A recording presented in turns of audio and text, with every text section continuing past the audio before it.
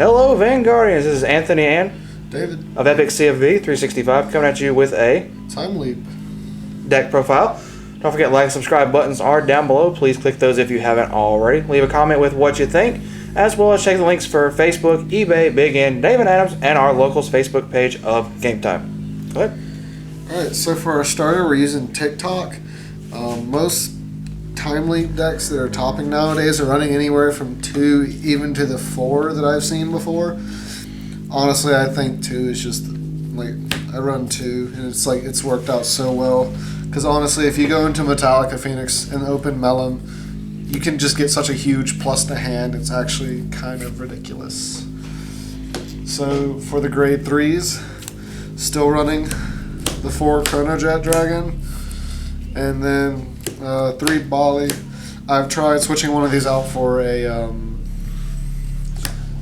Square One Dragon, and I've also there was another one that I tried switching it out for. It was just I didn't like the chance of having to not rot or not getting Chronojet, because that hurts the deck way more than it needs to. Metal Glider, that's the other one. Metal Glider, I've tried that. I've also seen people run 1 Bali, 1 Metal Glider, and 1 Square One, and that's just not something that's like not consistency that I want to give up. So for 2s, we're sticking with the 3 History Maker here. He's your main form of being able to time leap, and the fact of time leaping is actually really important for the deck. But not just, and then there's cards that also downgrade the cards as well, but being able to increase them is really important for combos. Then we got 3 Upstreams. This guy gives you a free attack into a potential free draw because of GG, the Soul Blast 2 draw card. We're running 2 Caliboom for earlier starter removal, and then just any kind of spot removal for any grade 0s, mostly grade 0s anyways, or we can get rid of hit anything else we really want. Running a 1 Lugal. He's a Silent Tom, and if I know they're running short on 0s, I can come in him, and he has 1 games. And then 1 of the Elemental Rocks, just for the Link Joker matchup, and it's safe to run as a 1-of because you can time leap into it whenever you need it. So for grade 1s, we still got the 4 unflipped PGs, because it's like the only way of countercharging that and healing, so that's very, very important with this kind of deck. 4 Stride Fodders, because striding is also very, very important. The only time you want to just be on swinging with Chronojet is after you've already used next stage, so that's why we want to maximize Stride Fodders without maximizing grade 3s. Then we're running 4 Mellums, because after switching to double TikTok, this card has just gotten exponentially better, because swinging with her, you get a 2 and a 0. So basically, you can go into a History Maker and then a Stand Trigger, time leap the Stand Trigger, and just get just more card advantage off that. And then just a grade 1 that's able to swing at the Vanguard by itself is also really powerful. 2 GG, it's the main draw power for the deck. Being able to Soul Blast 2 and draw a card, especially in this deck that has a lot of soul charging, is pretty powerful. Like it hurts when even 1 of these hits damage, so you definitely want to run 2 of these. And then 1 Tickaway Dragon. This is new. This helps kind of slow the rate down at which you kind of just grind through the deck. You want to have a way to kind of just get stuff back. So being able to put a card from your drop zone back in the deck while time leaping is also very good, because it helps you recycle criticals that you've already used, or really any stand triggers or any triggers at all. So for 0s, of course, running the 3 Heart Thumps, or the 4 Heart Thumps, I'm sorry, just because of 1, he's a crit, 2, he makes the next stage pushes so much harder, because most of the time I'll try to get 2 of these out per next stage, so then the Chronojet is swinging for 26k with no 1s or higher, which is kind of a lot of guard when you don't have the capability of using grade 1s or higher.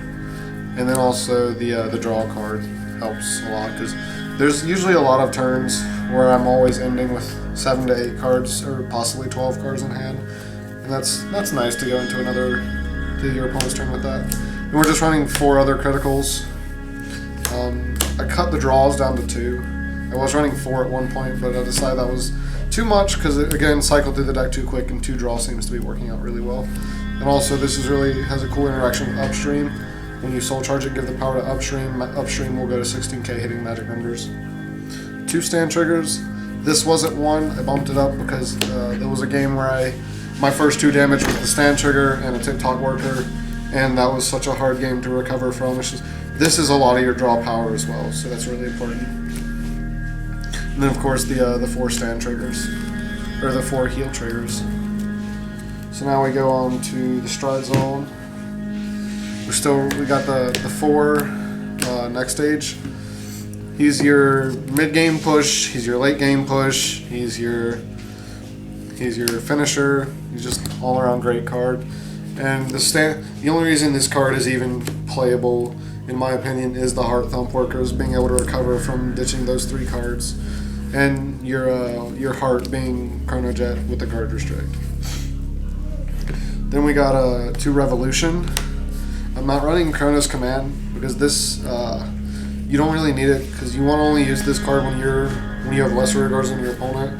I've also used this card when I just need to put cards back in the deck. And against certain decks, this can be absolutely game breaking because if they lose out on anywhere from 3 to 5 cards, that just puts you at such a huge advantage.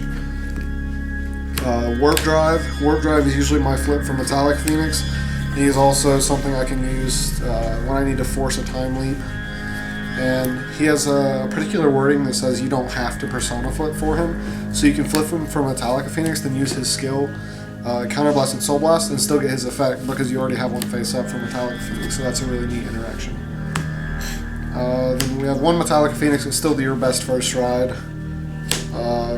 Fate Rider, still very, very powerful. Went into him a good deal of times. And then Fiery March Colossus, he can still game break with his Guard Restrict. And then we got Seabreeze because you have to run him. Even though I hate this card, you kind of have to run him. 1 Rafana, and then 3 Alluru.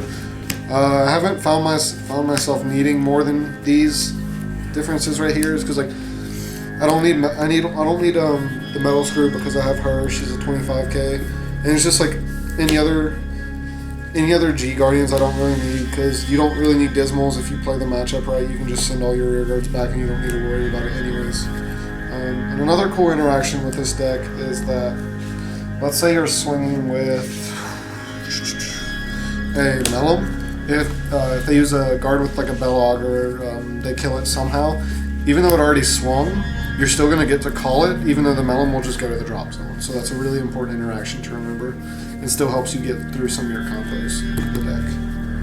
So yeah, that's it. Alright. So no other changes, you're really happy with it?